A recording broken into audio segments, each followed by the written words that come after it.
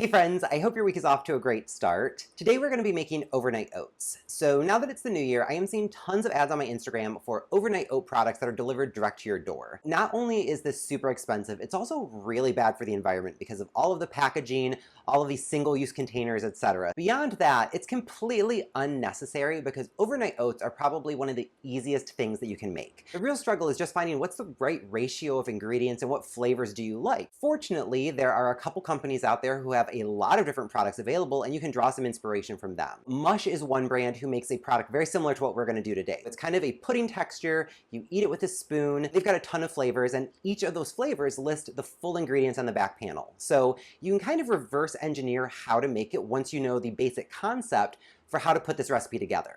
The second company that is doing a lot of advertising is Oats Overnight, and basically they're like a overnight oats protein shake. So it's the same general idea as what we're doing here and what Mush does, but they add additional protein to it. And then when you make it at home, you add additional liquid. When you get down to it, it's really simple to recreate overnight oats at home. So I'm going to share with you kind of a base recipe, and then you can riff on that with any flavor combination that you want. So let's get into it. So I always make my overnight oats in these glass mason jars, and I bought plastic reusable lids because the metal lids always get rusty when you put them in the dishwashers. These twist on, they seal nice and tight. You can shake everything together, so it just makes it really easy and frustration-free to have this setup. You could also do this in Tupperware or Gladware containers, whatever you have. You could do a big batch and prep, overnight oats for your whole family or for the entire week and just portion out what you need. So this is a super versatile recipe. Don't get locked into exactly what I'm showing you here. In the mason jar, I'm going to start by adding my old-fashioned oats. So you can use whatever brand of oats you want to. The only thing that matters is that you're using old-fashioned oats. When you're in the store, you're going to see quick oats, you're going to see old-fashioned oats, you'll see steel-cut oats,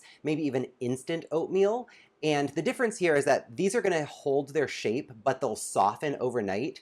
Steel-cut oats won't get soggy while sitting, so they're still going to be really kind of tough and chewy the next day. All of the other types of oats are going to turn to total mush, and it'll just be like a sad paste in the morning. These are the oats that you want to use. That's the only thing that matters.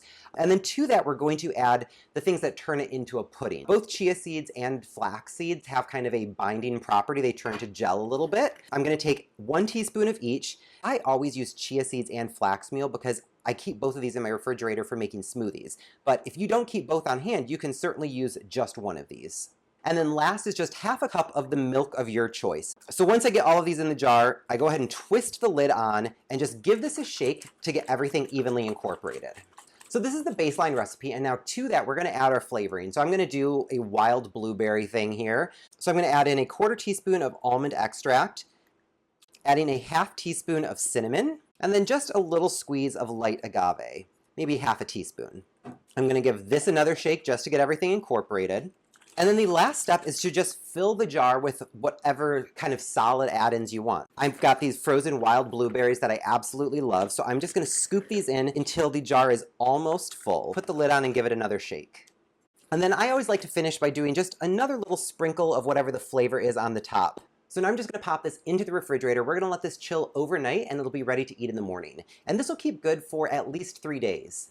So last night I made a few of the overnight oats just so that I could show you what the finished product looks like. So here I've got the pumpkin pecan pie. This one has a really nice thick texture. You can see it's almost like pudding. It's so nice. Perfectly sweet. The maple syrup flavor comes through. I love the crunchy pecans. They're really smooth filling. It's absolutely delicious. And you can make this as sweet or as not sweet as you want to. I generally don't like to have too much added sugar to my food, so I tend to err on the less sweet side, but you can adjust these recipes however you want. Here I've got a cranberry apple pie, so this has fresh apple slices diced up into it, some dried cranberries, so those kind of absorb some of the liquid while it sits.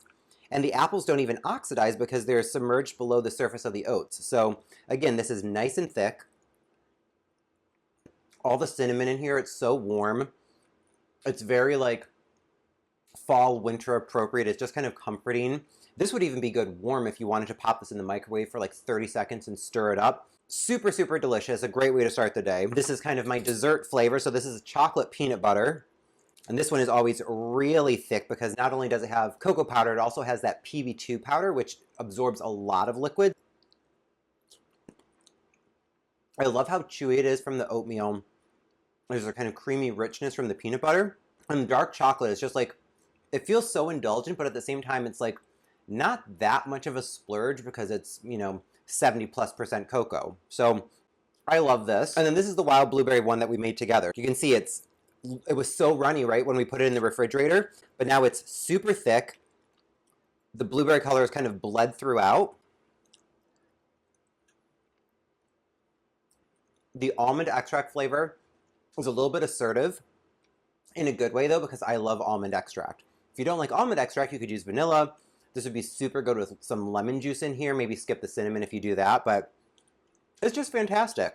So these are just a few of my favorite flavor combinations, but I'm really curious about you guys. What are your favorite flavor combinations? What would you pair up for your overnight oats? Let me know down in the comments down below. I'm really curious. If needed, I can do a follow-up video and test out some of those recipes as well. Really hope you enjoyed this week's video. If you did, please be sure to give me a big thumbs up and click subscribe. Thank you so much for watching. I really do appreciate it. I'll see you next time.